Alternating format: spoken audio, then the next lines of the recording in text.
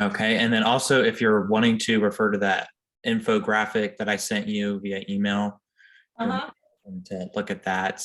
Um, I just kind of did that because I know sometimes looking at like a tiny PowerPoint with like numbers or figures, it's a lot easier to see on a document. So you're more than welcome to refer to that throughout the whole presentation. Okay, I appreciate it. Well, the floor is yours. It's 6 o'clock, so Yep. I'm ready when you are. You just, and can you see my mouse when I move it? Yes. Okay, good. Sometimes I wonder if you can ever see it. But let me.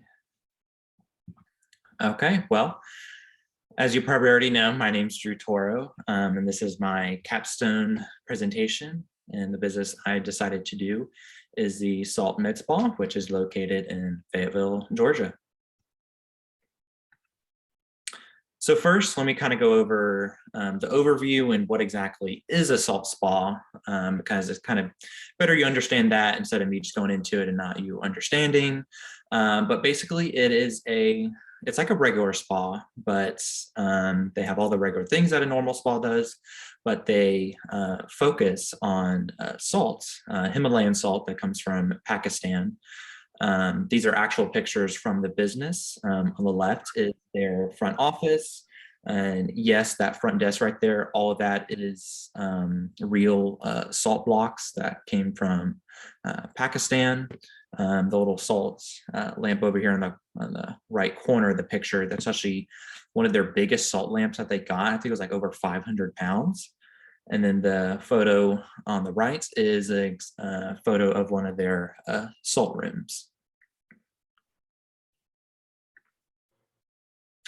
So exactly how halotherapy works is first it takes pharmaceutical graded salts and it is grinded and dispersed into the air through a halo generator. And what a halo generator kind of the basic mechanism is if you refer to figure one in the handouts, um, it's just basically a grinder that grinds up the salts, and there's a motor that acts like a fan and just disperses it into a small room. And because it's in a small room in that concentration, your lungs and skin absorbs in the salt particles. And what that does is it helps absorb the toxins, allergens, and the mucus and helps loosen that up in your body. And the benefits of this is salts, or specifically Himalayan salt, is naturally an antibacterial, anti-inflammatory, and it's absorbent. And the picture here on the right is kind of a graphic of how, before salt therapy, you have the mucus and gunk just kind of build up in you. And then on the right is after, a few sessions, you go through it periodically, it kind of clears you up.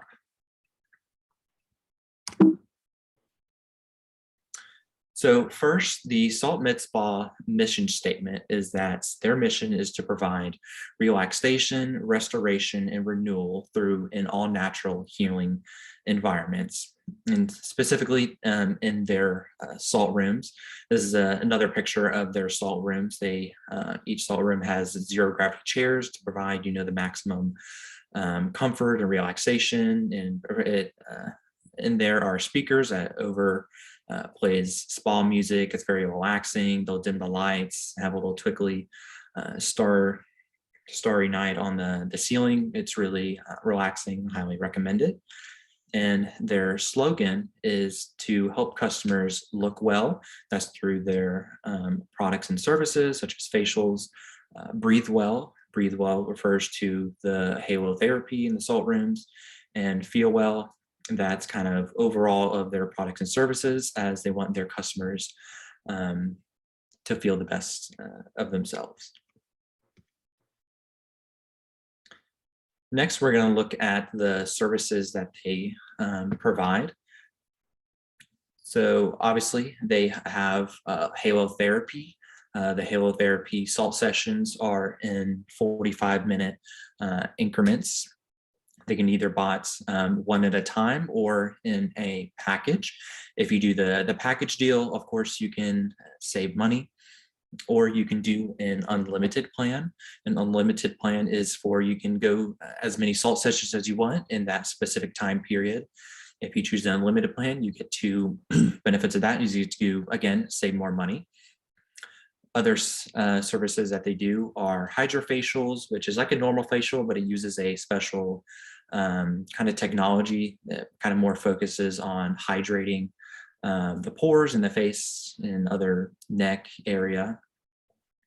And they also offer a wide variety of massages, such as cupping, hot stone, reflexology, Swedish. And on those, there are different add-ons that you can do, such as CBD oil, foot treatment, or you can add on a salt session for $25. That's great because you get to, save about 20 bucks getting a salt session by adding in a massage on that. Then they have just their regular facials that can be acne, dermablading, where they just kind of get a blade and kind of scrape all the dead skin off. They also offer waxing and eyelash treatments. And one of the kind of their more newer services that they have, because they opened in 2008 and they didn't have this originally, is an infrared sauna. And it's not like a normal sauna. It uses infrared light, which is kind of penetrates deep into the skin. So it heats you up on the inside then out, compared to a regular sauna that uses steam or hot stones that heats you from the outside in.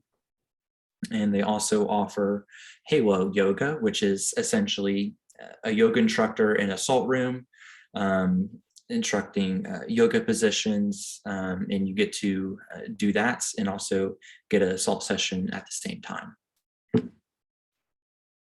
And this product menu is figure 2 in the handout. If you want to see more specifically is on the times or the add-ons that they have.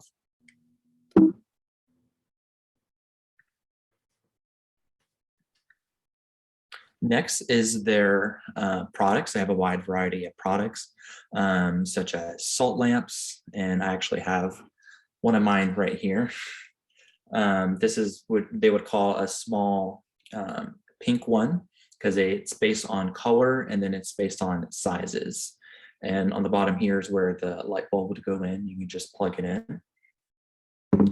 And in the picture on the top, they have a wide variety of different colors of the salt lamps. There's ruby, white, pink, or gray. And then of course there's different shapes and sizes. If you want to get something more decorative, or you just want something more natural looking, you just get one of the normal rock formation ones.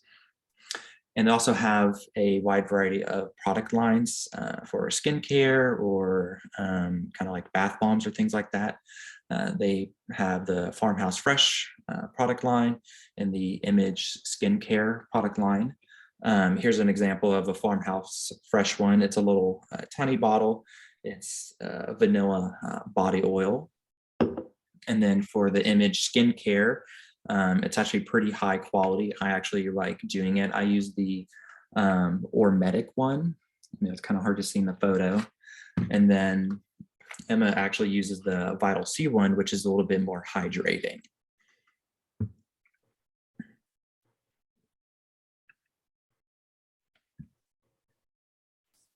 So now we're going to look at the strength, weaknesses, opportunities of the Salt Med Spa. First, with their strengths is they do a really good job of having a wide variety of products and services. There's probably hundreds of different kinds of them. One of the products or services is bound to reach, some customers' needs, wants that they may have. Another strength is that they only deal with high quality products.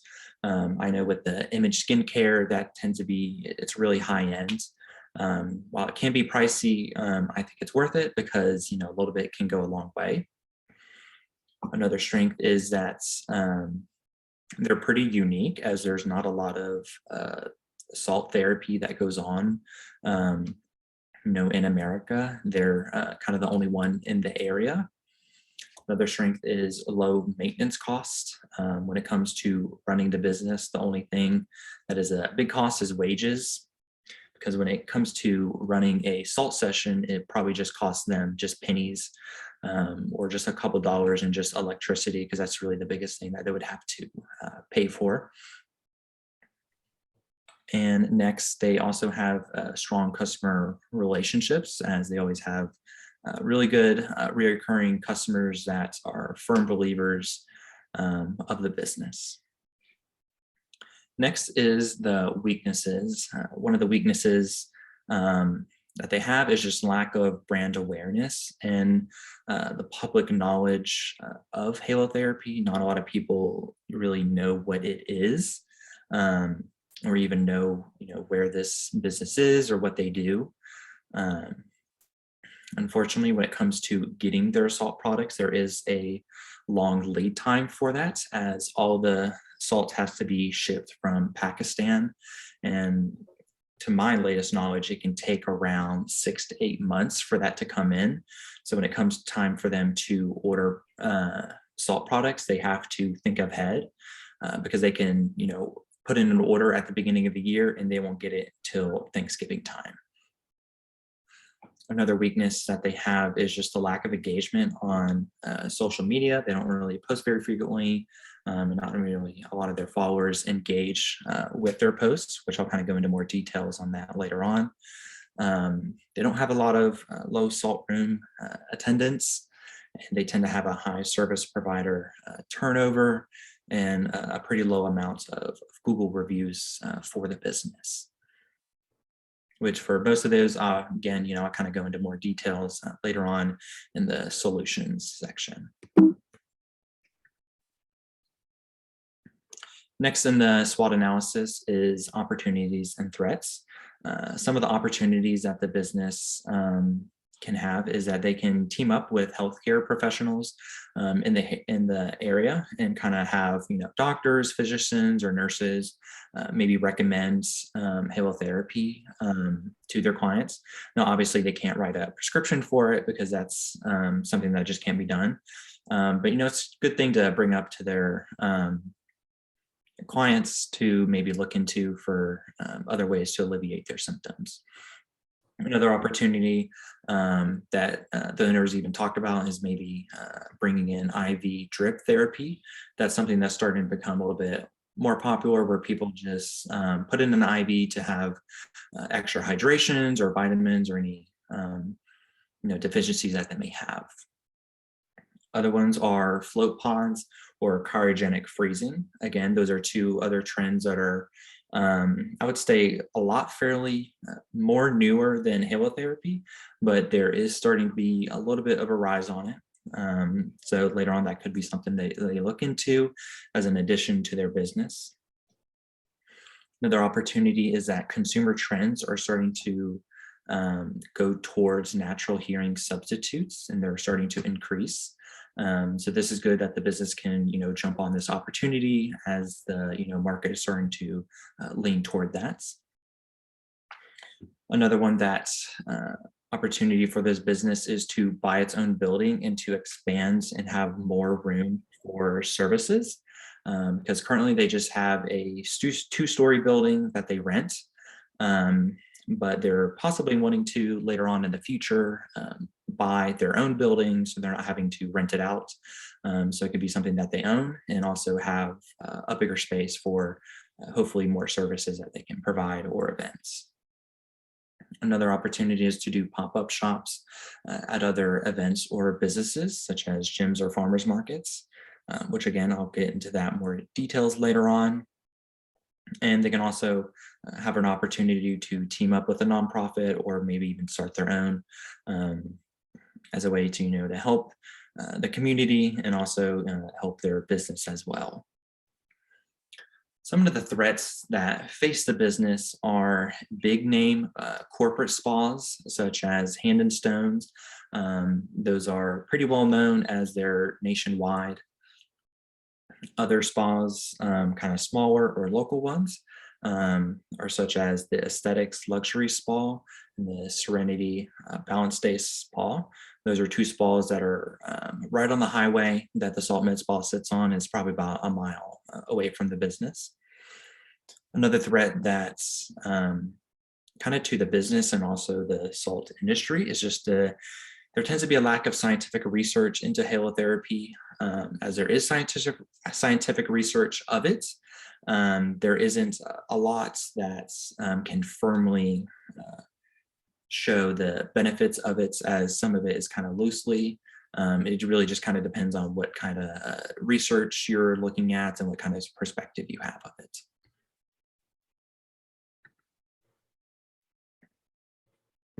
So some of the competitors that they have, first, when it comes to halotherapy, there's really none around them because the nearest salt spa is probably about 45 minutes away, which is not even in the same county as a salt med spa. So luckily, that's really not something that they have to worry about, as they're the only salt spa in Fayette County. But they do have to face competitors with regular spas, such as the Aesthetics MD Luxury Spa, the Serenity Balance Spa, and then the big name corporate spas.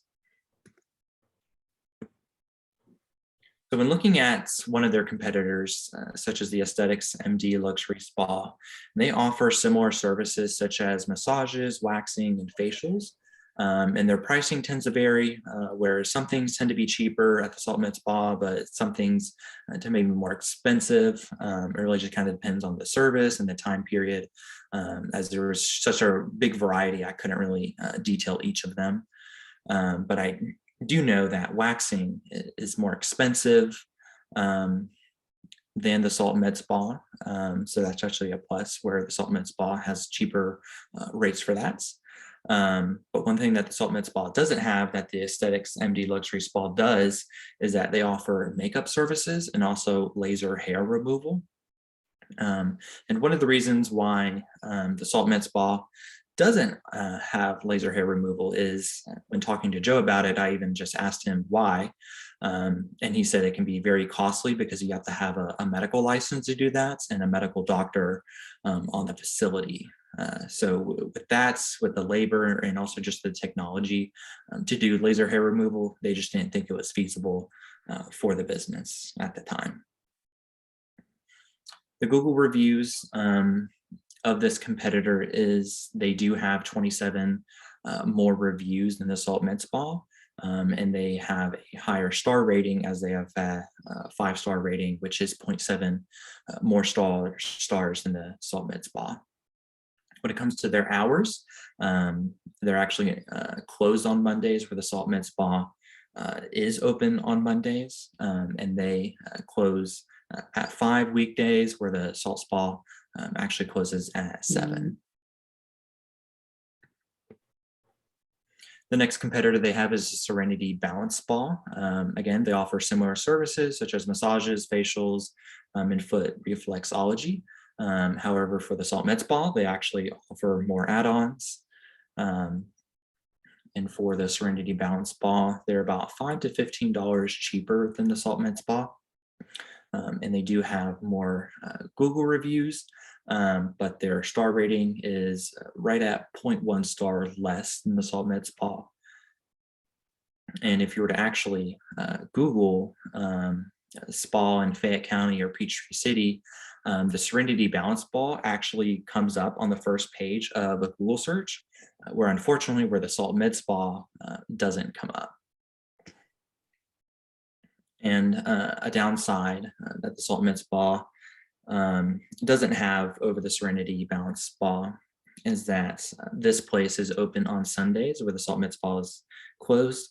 And this competitor is actually open 2 hours later, as they close at 9, compared to the Salt Med Spa, where they close at 7.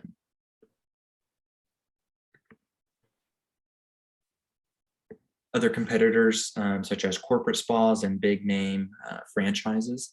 One of the more popular ones is Hand and Stone. They have about 475 locations in America. And they also offer membership pricing that allows customers to kind of pay for a membership, but they get cheaper rates by being a member of that. And they also offer, at least at Hand and Stone, this could be a thing at other corporate spas as well, is they have a rewards program But a plus for the salt mid spa is that none of these places currently have halotherapy. But it, again, with the trends in the industry, it could be something that could happen in these big franchises later on. And another plus that these big name companies have that Salt Med Spa doesn't is that just because they're so big, they have a higher search engine optimization.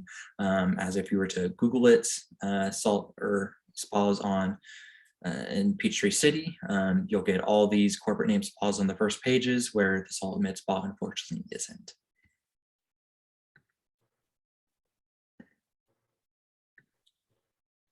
Next, we're going to look at the salt industry and also the spa industry. Currently, it's only about 2,000 facilities that offer salt therapy. In comparison to regular spas, there are 87,000 regular spas. So a percentage of the 87,000 that are salt spas is only 2.2%. But luckily, there is some expected growth for the salt industry and also the spa industry, as salt therapy is expected to grow and as to be one of the top 5 growing trends. There's also a market forecast showing a growth of 18% per year over the next 12 years. And there's expected to be a 23% increase in profit from massage therapists over the next 8 years, starting in 2010. So we're still in that year where it's still expected to grow. And again, luckily for the Salt Med Spa, there are a first market entry for the area. Next, we're going to look at the target market for the business. What I did here was break it down into different customer segments. So first, we have women under the age of 35 years old. They tend to come to spas for relaxation and pampering of themselves. Then we have women between the ages of 35 and 60 tend to come to spas for appearance services or anti-aging products or services. And then we have women over the age of 60. They tend to just come for the social atmosphere or wanting to get massages or facials. And now women aren't the only ones that go to spas, as there are plenty of men. One of the customer segments is men under the age of 40. They tend to come for relaxation or to get fit.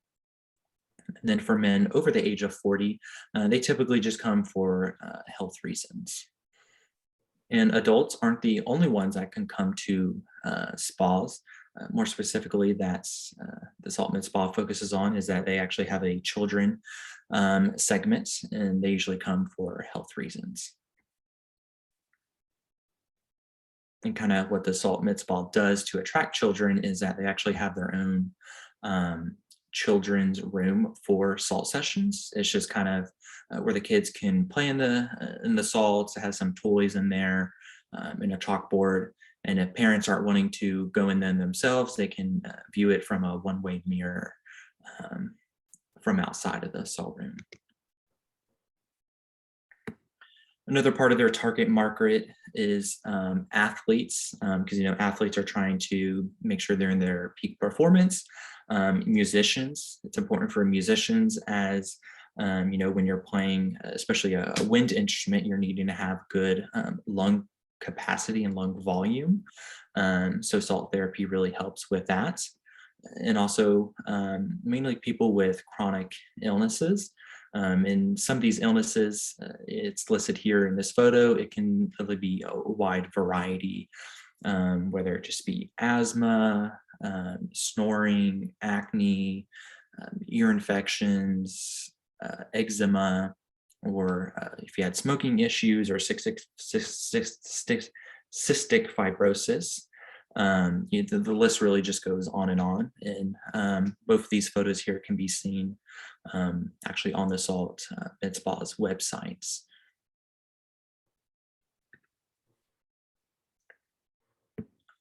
Next, we're going to look at the governmental action.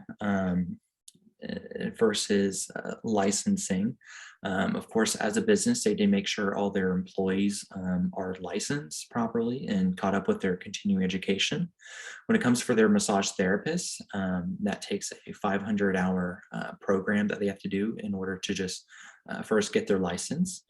For the estheticians to do the facials, that's actually a 1,000-hour program in Georgia for them to get their license.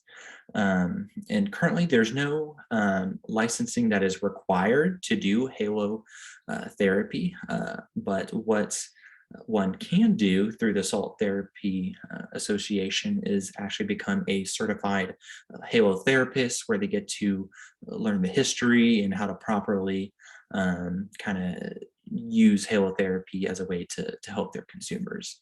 That's just kind of a licensing that they can get, but it's not backed by a government official or anything. Next is COVID-19. During COVID-19, and probably even in the future, just in case, they have to follow all the cleaning protocols and social distancing that the federal government, the state government, or the local government had to mandate. They actually, unfortunately, had to shut down for a period of time at the peak of the pandemic, and when everyone had to stay home.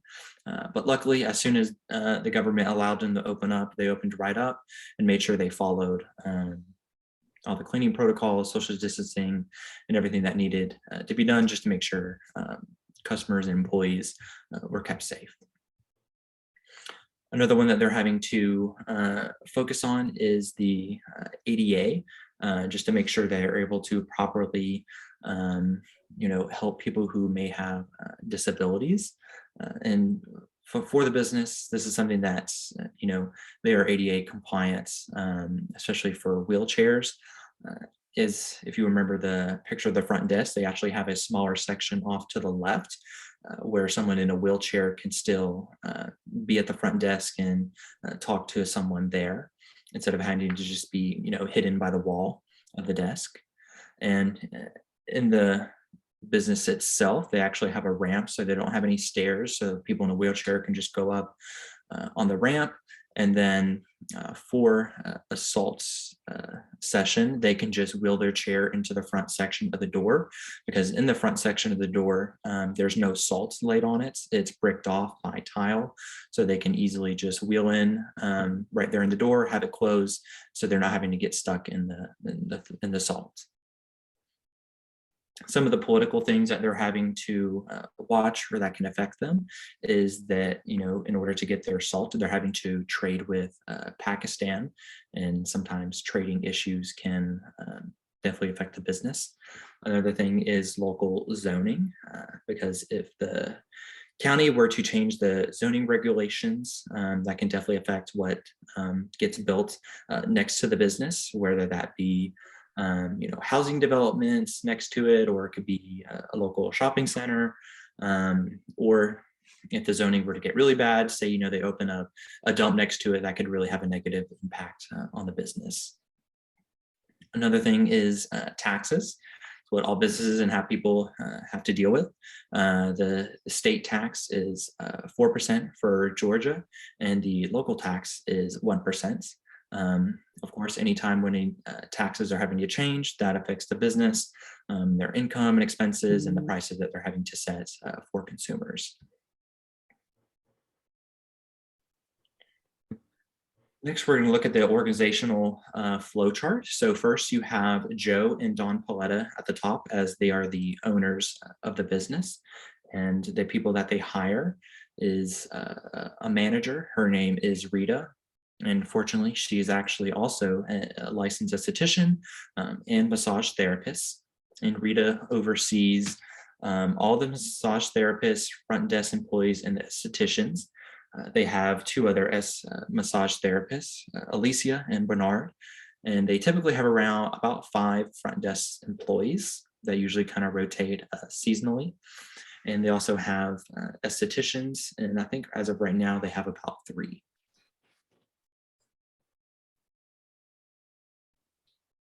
Next is the stakeholders. First, a stakeholder is a person that has an interest in the company that can either be affect the business or be affected by the business. And these people, examples of them can be the business owners, the employees of the business, customers that come to the business, or the community around the business. Next, we're going to look into more details on the financials of the business.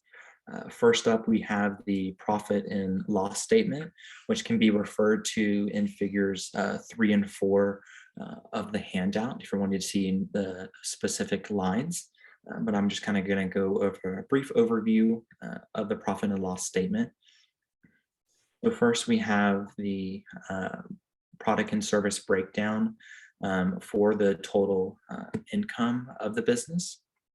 As you can see, massages bring in a majority of the income.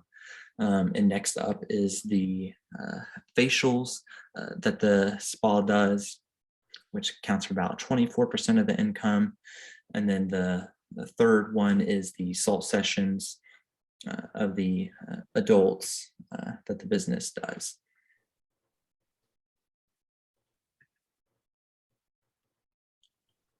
And this graph shows the expenses breakdown. The biggest expense that the business has is obviously payroll and wages, as it accounts for 56% of their total expenses. The second big expense is their rent expense, which is 12%. Hopefully, maybe in the future and down the road, when the business is able to own their own building, they own it, then they're not having to pay rent, and hopefully that expense can kind of go down as well.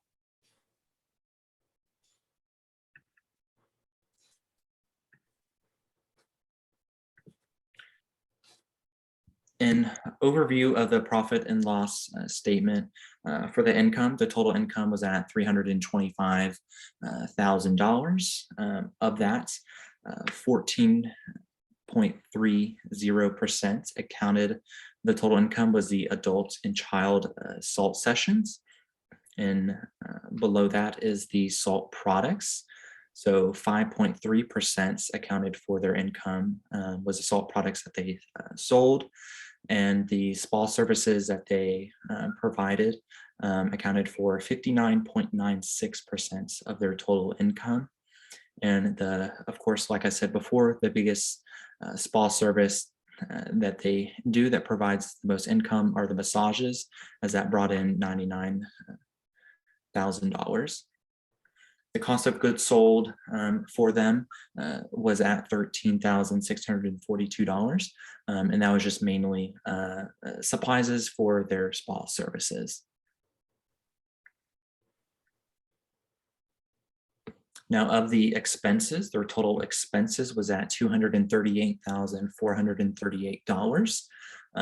Payroll costed them in that year $132,000, and rent was at $28,000. And if you take the total income minus the expenses, you get the net income, which was at $72,998. And for all of these, this all accounts for the year of 2021, January through December. So it was kind of right after COVID hits that next year. Next, we're going to look at the balance sheet. Again, this is for the year 2021. Shows all the assets, liabilities, and equity of the business. And this is figures 5 and 6 on the handout. When looking at it, they had a total assets of that was at $173,321.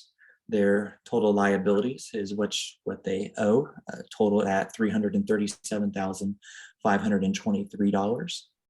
Their current liabilities, which is owed in the short term, is at $220,000.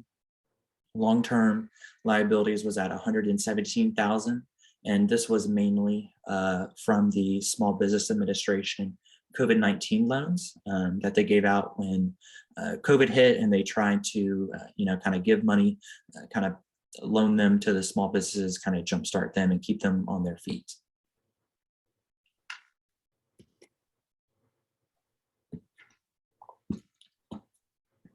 Now, from the profit and loss statements and the balance sheets, I did some financial ratios, kind of get a kind of see what the business looks at financially at that moment. They had a current ratio of 0.6. This is the current assets divided by the current liabilities.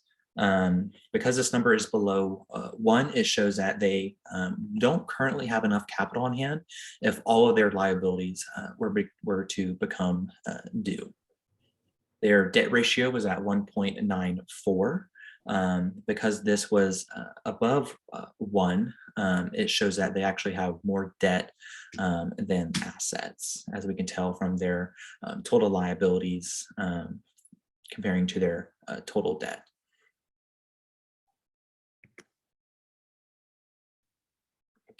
Next is the asset turnover ratio. This was at 1.9.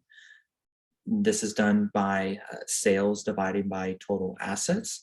And what this number shows is the efficiency of assets getting generated, generating sales. And kind of what that represents is for every $1 that they have in assets, it generates $1.90 in sales.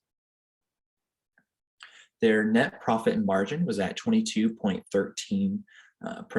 This is actually a positive because it is above the average for mid spas, which is actually about around 10 to 15%. So that's a positive there. Some of the current issues is the business is that they do have a higher turnover for service providers, as a lot of times massage therapists tend to come to the business and then leave on their own to kind of take their clientele with them and just kind of make more money that way. They are supposed to sign a contract that shows they're not supposed to do this, but sometimes it happens anyways. They also do have a low salt room attendance. This is just from little awareness from the general public. And they also have a low engagement with their social media, which they're on Instagram, TikTok, which is actually brand new as a couple weeks ago, and Facebook.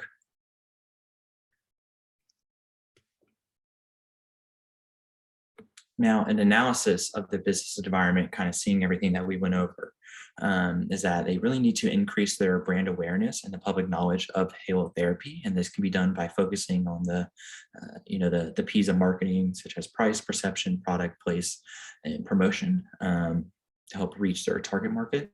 And they need to also increase the salt room attendance because by doing this, that can also help increase the sales in their product and services as well. The sustainability and the feasibility of the business is actually, it's pretty sustainable, as it has been open for the past 8 years. They are a first mover in the market for Fayette County and kind of almost the surrounding area for that county. And they also offer many other products and services other than halotherapy, because even if you don't believe in it or don't like halotherapy or salt sessions, there are plenty of other products and services that you can look into or even use of the business. And kind of the data that we went over is the plus for the sustainability of the business is that spa services and consumer trends are on the rise for the need of the business. Some of the things that can negatively impact the sustainability of the business is that if the FDA or the government were ever to require a medical license, that can really hurt their business, as they would have to quickly adhere to that. That can be quite costly initially and ongoing for continuing education. And another thing is, as we learned in 2020, is pandemics, as a virus can simply just stop the whole country, and it can really damage a lot of small and large businesses. From an environmental perspective, they do pretty well, as they actually repurpose a lot of their grinded salts. The excess salt that gets grinded for the salt sessions for the salt rooms They actually take that excess and put it in a little bag and actually resell it as little bath bombs. You can use, you can put some scents in it for customers to buy. And one of their product lines, Farmhouse Fresh, they're very sustainable and environmental friendly as uh, they use hydroponics and aquaponics for some of the products that they make. Next, we're going to look at internal resources of the business. So we have management knowledge. We have the owners, Joe. He's a very successful businessman as he has a lot of business knowledge as he started Spotlight Theaters, which is a movie management company, and even owns and runs his own commercial real estate brokerage. So when it comes to the business and the financial sides, he's really smart and knowledgeable of that. And then we have his wife, her name's Dawn, and she is a dermatology assistant, has been one for over 7 years, and she has a lot of background in therapeutic and medical care. So when it comes to the product and service sides and how those actually benefit the customers, she has a lot of knowledge in that. And then they have Rita, which is their manager that they hired. And I want to say she's been with the business for probably very closely when the business first opened. But she's great because she has a lot of management experience and also a lot of knowledge as a masseuse and esthetician. Next, we're going to look at the facilities. Like I said before, it is currently 2 stories as business takes place on the top story that's actually level with the ground. And then they use the basement for extra storage, which is good as they really have to kind of hold a lot of excess inventory because there is such a long lead time. You never know if there are delays or if there are shortages because without the salts, the business can't really function to its fullest ability as it focuses on salt therapy. But they have 2 salt rooms and 2 massages rooms and then 1 sauna room. The vendor relationships that they have, that's an internal resource that they have as they have a relationship with their product lines for Image Skincare and Farmhouse Fresh.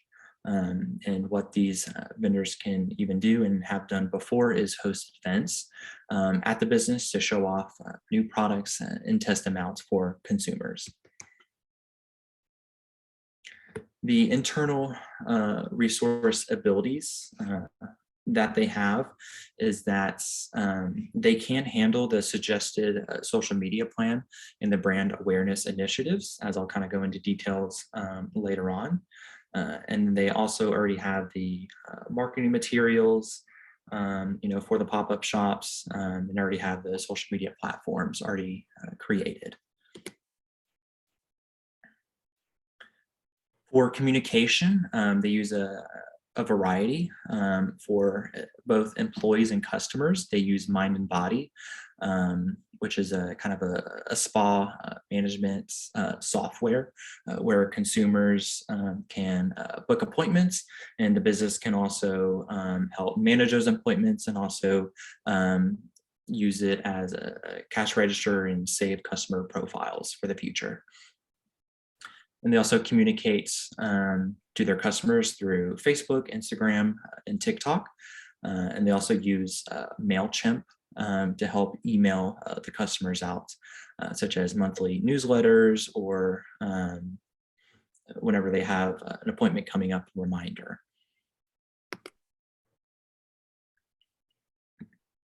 The way that the company can be viewed at is either it can be in a good way or a bad way. In a good way, this is best to be seen through their customer testimonies. Here's an example of some of them on their websites. You can see that in more detail on figure 7 of the handouts. But as you can see, just reading through those, people are really positive of the business and they're kind of sharing how it really changed them and benefit them for the better and for the good. However, some people tend to be skeptical of the business and not really believe it. Kind of recommendations for that is to, and that the business already does, is that they offer free salt sessions for first-time clients so they can try it out and see the difference for themselves. There's also lots of resources and scientific materials offered at the business if customers really want to see it. So now we're going to go into some more detailed solutions that I have made for the business and see what the response, the impact, and implementation for each of these solutions. First is social media. And this is the reason why there needs to be a social media response is because due to their lack of brand awareness and follower engagement and the frequency of their posting, as it tends to be not very frequent, as usually it's about once a week or every other week or so. And when looking at the data and the research and the trends, 1 in 3 consumers, use social media to discover new products. And consumers on social media have showed a 43% increase in discovering new products and brands, a 42% increase in learning about the new products and brands, and a 36% increase in actually purchasing the products and brands. So from seeing this, it's really important that the business responds to this appropriately by revamping their social media platforms. And by doing that, it will have a big impact on them, as it will impact all the business aspects, such as the sales for them, the brand awareness of the business, and the attendance for their salt sessions. Studies has actually showed that by posting more on Facebook, it led to brands reaching 10.7% more people than brands that don't post on Facebook. And they'll also have another positive impact by creating stronger relationships, and it will help support other missions that the business has, such as one of their product lines, Farmhouse Fresh. Their mission is to help support farm animals that may be injured, or dogs where they can be flown to be adopted. But a negative impact from the social media implementation is that employees will have to spend more time doing this. So first, to set this up, is that they need to set goals for themselves. I've made goals for each of their social media platforms, because for Instagram, they currently have 717 followers. I want them to set a goal for reaching 1,000 in a year. For Facebook, I want them to reach 1,000 Facebook check-ins that customers check in and post to on their news feed. And for TikTok, I set this one lower since it is literally brand new as of a couple weeks ago. But I want them to reach 100 TikTok followers, as they currently have about 20.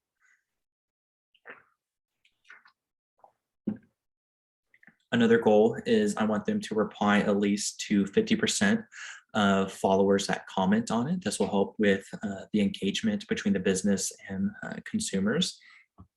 And all these things can be reached within a year.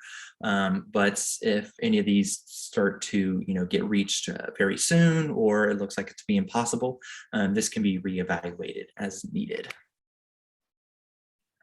And now the goals for the business itself, and kind of like their financials, is that I want to see an increase in revenue of 5% in 1 year. In terms of dollars, this is about $16,000 in sales. And if we look at that in terms of actual salt sessions, I did the math, and that's about 361 salt sessions. So that's essentially just adding a salt session a day to the business. If they do that, then they could reach that 5% increase in revenue. Next for the social media plan is that they make sure that they are hitting the target market, because if they're really not hitting the customers that the business is meant for, then it's really just a waste of time and money with the posts that they create. So to make sure that they are hitting the target market, they really need to ask what target market is being reached for each post. And if a target market isn't being reached in a post that they're about to post, and then they just need to delete it or kind of edit it to make sure that it is reaching their target market. And this can be simply done by in the comments or in the post itself, just say, are you an athlete? If so, then halotherapy can benefit you. Or if you're a person with any of these chronic illnesses, these products, brands, or services can benefit you as well. Next is that they need to know the competition. So they really need to keep an eye on their competitors' social media accounts, because by doing this, they can really understand what the business is doing well and what they are not doing so well, because this can help spot new business opportunities. For example, I was looking at one of their competitors' Instagram pages for the Aesthetics MD Luxury Spa. And I've noticed that one thing that they do is that they actually have a nonprofit that helps cancer patients. They help provide cancer patients to provide skin and body treatments for them. So by simply just looking at their Instagram page, you instantly get new ideas and opportunities that the business can do. They next need to do an audit of their social media accounts. This can be done quarterly, and what they can do is just ask themselves, what is working, who's engaging with us, and what platform is mostly being used, and how does the competitors compare to this business. These are just questions I can just ask them every once in a while after they evaluate their social media accounts and kind of have they done during that time period. They also need to do an audit just to look for fake accounts and report them. Because as most of us all experience, there are lots of fake accounts that get created of personal figures or even businesses. And they just need to make sure they catch on those quickly so none of their consumers get confused or get kind of negatively impacted from any imposters. Now, when it comes to their posting, they need to at least post 3 times a week, but ideally, that one study showed, ideally is once a day. And there's a rule that they can follow of their posting. It's called the 80-20 rule. This is where 80% of their posts needs to be helpful tips, surveys, polls, entertaining information, or basically anything that is not relevant to sales. And 20% needs to be based on sales, promotion, rebates, or featured products for the business. Studies show that if you follow this rule, then it tends to be a good social media plan for the business to have and follow. So here's the social media calendar that I created, a kind of example one that the business can follow. It doesn't have to be perfect, but it kind of gives them an idea and a guide for them to where on Monday they can push some motivational quotes. And then on Wednesday, they can highlight a team member, talk about, just get to know the employees, what their favorite products or spa products are. And then, of course, on the first of every month, they need to post the monthly specials that they have and the deals that they are running for that month. And then on Sundays, they can just do, or even Saturdays, Salt Lamp Sunday or Salt Lamp Saturday, and just featured one of their salt lamps and kind of show them off to consumers. And for this calendar, it can be implemented on almost all their platforms, whether it be Instagram, Facebook, or TikTok.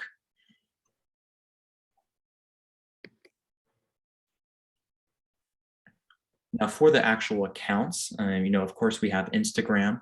They can either post photos or videos on the news feeds, or they can just post a quick 24-hour story highlight reel for people to see. And for Facebook, anything that they post on Instagram, they can post on Facebook. But the thing with Facebook is that is a little bit different that Instagram doesn't have is that Facebook has events that customers can RSVP to. So whenever the business has any events that they are going to have, they need just to make sure that they're posting that at least 30 days in advance to kind of give consumers enough time to plan, and kind of give them time to RSVP, and that kind of give them a good head count on who will be coming to the events, and also a way for consumers to post and share that amongst their friends and community as well. For TikTok, TikTok has videos lasting, it can be as short as 15 seconds, or it can even be as long as 10 minutes, as they recently updated that.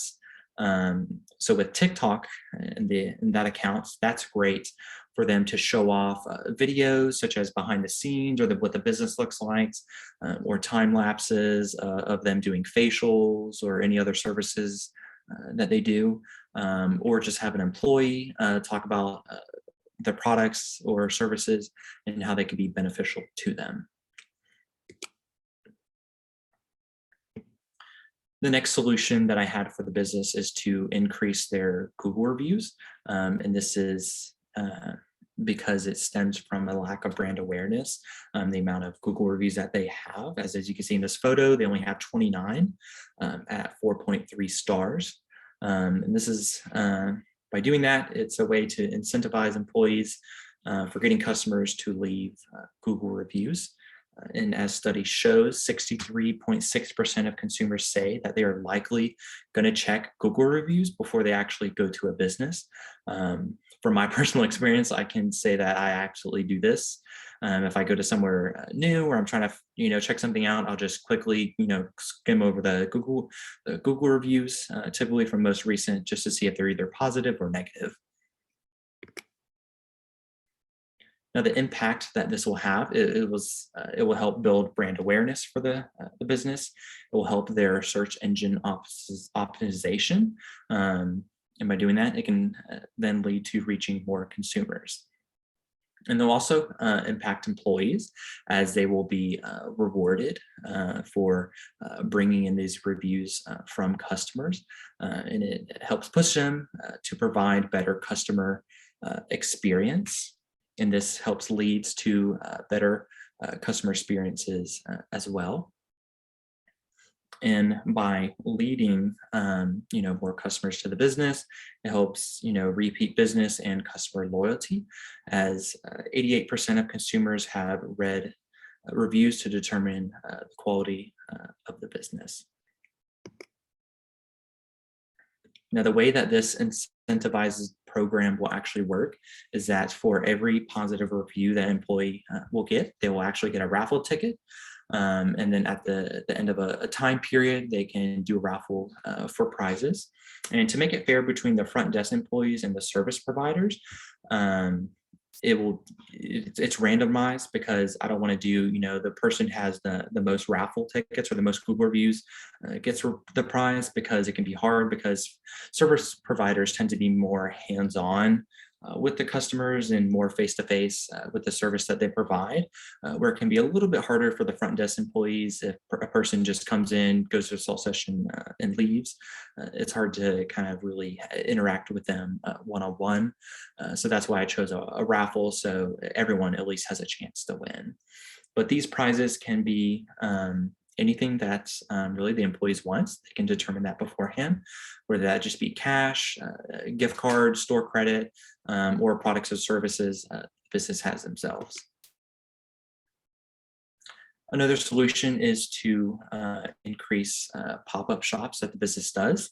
And the reason for this is the lack of brand awareness and the public knowledge of halotherapy. Studies show that 61% of consumers who visited a pop-up shop went on to buy the brand again. And really, customers really just want to see and test out products in person and for themselves up front. The impact by doing pop-up shops will have for the business is that it first allows the business to really interact closely with the consumers in their target market, to really get to know their needs and wants, as that can always be changing. and it helps educate consumers of the benefits of halotherapy, allow the customers to ask questions, and it can even help direct more foot traffic to the store, where if they're somewhere else, it can cause them to come to the business later on. And from all that, again, with that more foot traffic, of course, comes with increased sales. But a downside of this is that it will increase payroll wages, because you will have to, of course, have employees running the business itself there physically, but also have an employee or two doing the pop-up shop somewhere else. And I'm estimating that about be 5 hours of labor just for one pop-up shop. But to kind of help with that, there's research that shows for every dollar that you spend on pop-up shops, that they can actually make $7 more on income. Now, the way to actually implement this is that the business should simply just at least do one pop-up shop a month. So 12 over the span of a year at least. And they can go to places such as gyms, farmers markets, or small business markets. And the reasons why for this is that these really hit their target market. For example, gyms, people want to be fit, they care about their appearance. So naturally their target market are going to be in those places. And in Fayette County, the area that business is, there's gyms such as One Life Fitness, which is down the road, Ultimate Fitness, or Planet Fitness. We're at 1 hour right now, and I was supposed to do Emma's presentation just at 7. Okay, yeah, I am aware at the time. I've been kind of but is that going to be a problem? I mean, I'm going to have like some time in between yours and hers. I don't want to interrupt you. I want you to keep going and finish. Yeah. But, I need about 15 minutes from the time we stop till I start Emma's. Is that going to be a problem? No, it shouldn't be. I can tell her as well. Okay. Okay. And the responses next is for the solution of the implementing customer services. This stems from as there's currently no way for the consumer to leave feedback. And by implementing this, it will have an impact as it allows the business to know what they're doing well and what they need to improve on. And of course, study shows that by implementing, monitoring, and responding to customer satisfaction, it will lead to an improved customer loyalty and protect revenue and profitability. And the way to actually implement this is I created a SurveyMonkey surveys with some questions that you can see in figure 9. And this can simply be added in into the post-service emails through Mind and Body that consumers already get. So say they have a massage, they leave, and then a couple hours later, they'll get a thank you email from Mind and Body from the Salt Med Spa, thanking them for their business. And this can simply just be added in by adding a link into that survey for customers to do. And the employees just need to make sure that they remind customers about the survey to take it when they do get the email. And for management and employees, they at least need to review these surveys on a weekly or bi-weekly basis and discuss, what they feedback that they have in their meetings. So does the business have sufficient resources?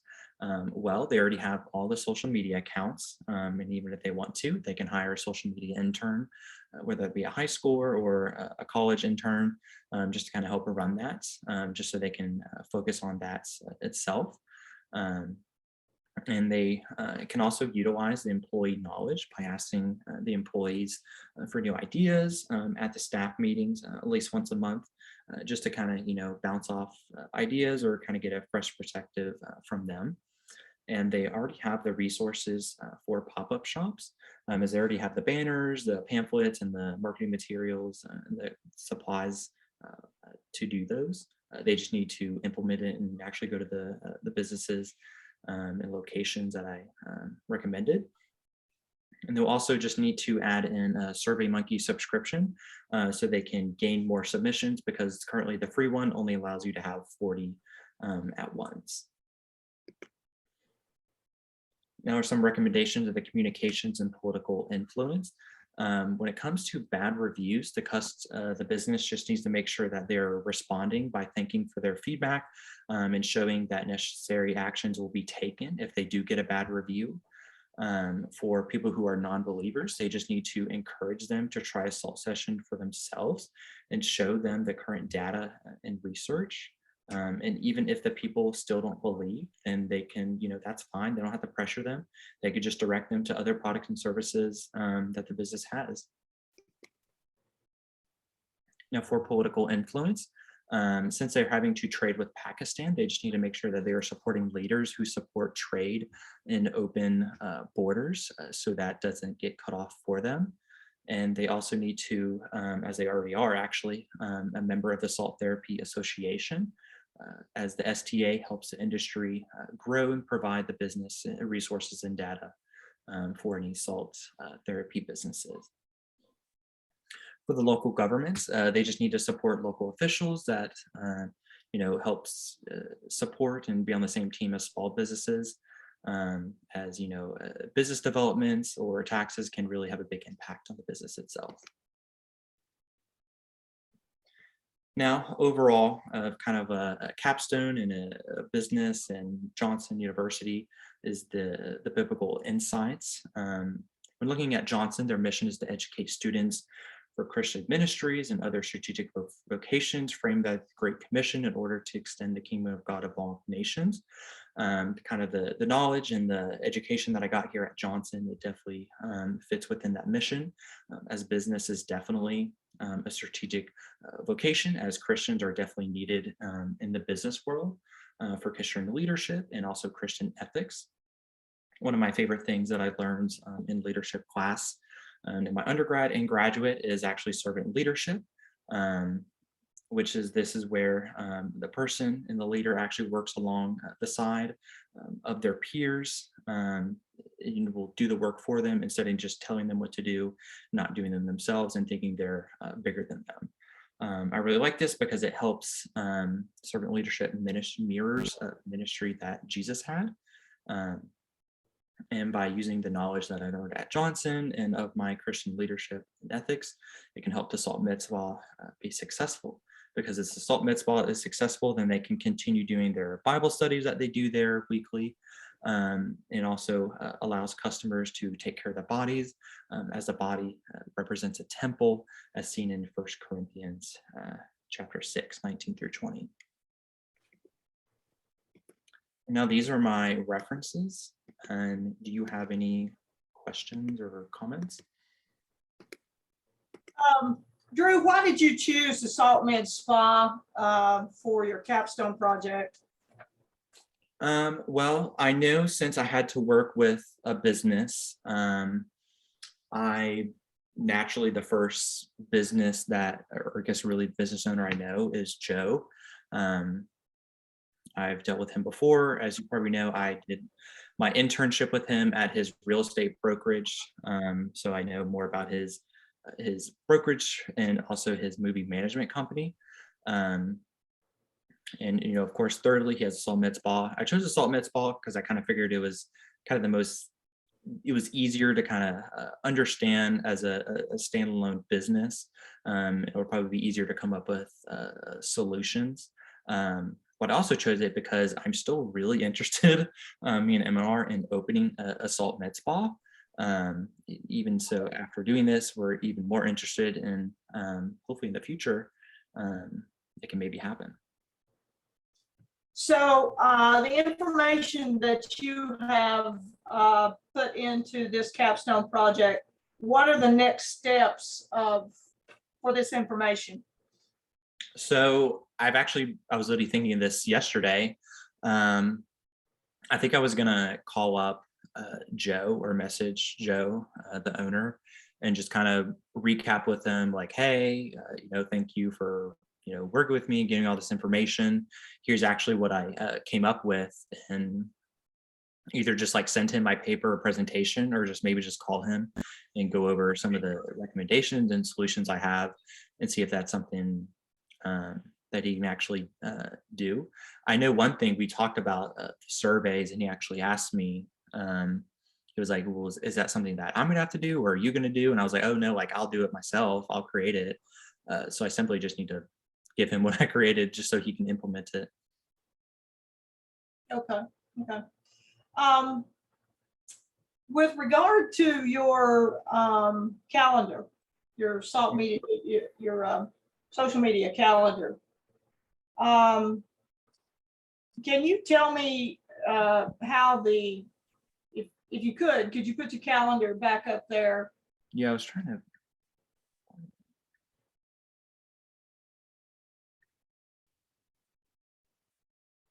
Okay, okay. Can you tell me how that follows the 80-20 rule that you indicated? Um, well, with 80% was kind of not um, kind of like sales or products or services. So you have motivational Monday, team member, Feature Friday, kind of fun facts, fan pick, story posting, um, team member, fun fact. I'm just kind of glancing through there. And then for the products and services, and the sales, that's monthly specials, which is once a month. And then Salt Lamp Sunday. So you have product tips uh, 3 times and Salt Lamp Sunday 3 times in a month. Yeah, so I guess you really bring up a good point now looking at this. I don't see how this does follow that 80-20 rule, which I probably should have actually looked at that more closely. So I may need to make some adjustments on there. Um, also, with regard to the social media, you mentioned that they had the resources, but who's going to be doing this? You mentioned in your project that there was one person that actually does that, and all they need to do is just make sure they post. What are there other roles? Is there someone else? Is there just to get this intact? Yeah, so the way that I kind of view it as is Rita, the manager, she does all the social media. Um, but because I'm wanting it to be more frequent and kind of revamped up. Of course, she doesn't have all the time in the world, so I kind of view it as kind of she can kind of spend more time doing that, but also I also see her maybe training some of the employees. Now it doesn't have to be all of them. It can kind of be based on kind of a trust level or kind of seniority. Whoever's been there the longest, and they trust more. Maybe they can have them give them the social media logins and help create those posts as well, while Rita is also having to do her other tasks. And even if an employee, front desk employee creates these, of course they'll have to go through manager approval just to make sure. So those individuals probably wouldn't have the skills to follow through with this strategy. Skills as in like what I'm implementing here, or the skills as in just like general marketing or like social media skills? Social media skills in terms of what you're implementing here or recommending. So like in terms of social media skills, they would have that. But in terms of like kind of what I'm providing here, um, they wouldn't have that. And that's where I kind of see, Rita kind of learning it and then her training the employees kind of what to look for. And then she could still oversee it, the whole thing. So, that might be another internal resource concern. So like training or just the employee skills. Well, with the fact that you don't have enough employees, to follow through with this process. Yeah. Well, one of the things that I even pointed out that could maybe help is like hiring a social media intern. Mhm. Because there is a local high school nearby, where there's some local colleges, whether it's someone having an interest in social media or marketing, um, where that could be at a high school level or at a college level. It could be someone who's maybe studying it or has a degree in it. Um, that person can just, I view it as they mainly focus on social media and have these postings, but of course they'll be trained in actually how to run the operations. um, but if they hire a social media intern, then they're just only focusing on that, and then if they need help with operational, then they can just be pulled from there. Mm.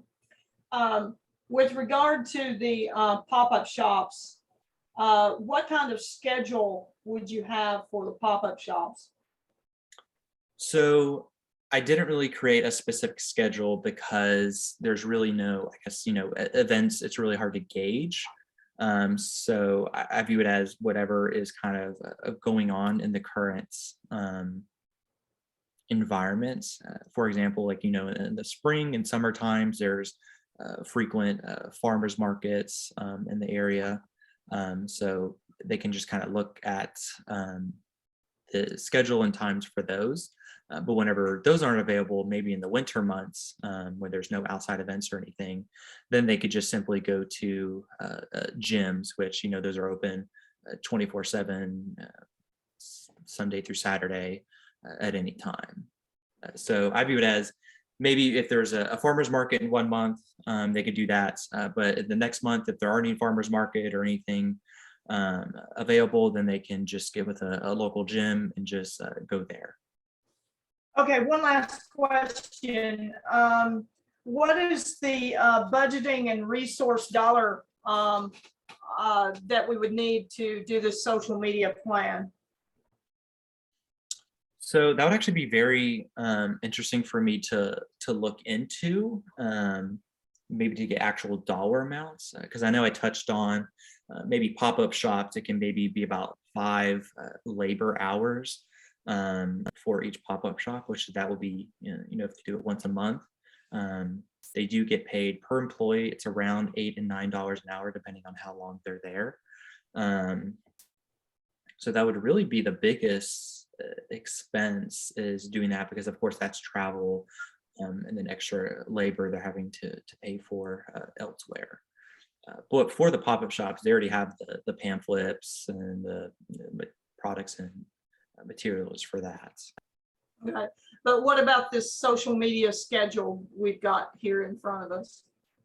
So for We that, have- I really don't see any excess, or I guess extra, I guess, costs for the business, because of course they will have to spend extra time on it, but kind of what the front desk employees do, is if there's people there in a salt session, of course they're working, but a lot of times they just have a lot of downtime, so they really just kind of sit there. And that's kind of how I viewed of them maybe working on these posts, is during those periodic downtimes. Unless, of course, there's a need for an intern or other employees who would need extra time in their schedule to help with this. Correct? Yeah, so like if they hired an intern, that of course would be an extra expense. But luckily they're not just only hiring him to do social media things. He'll also be trained in operational and front desk things, so they won't be, completely useless. They can still use them as a general employee. They just may be mainly focusing on social media things. Okay. All right. Well, thank you. Let's see, it's about 7:20. So if you can convey to Emma that, as long as there's no problem, 7:35, Okay. I'll jump on her link. Okay. Okay? Okay, I'll do that. Thank you. Appreciate it. Bye-bye. Bye.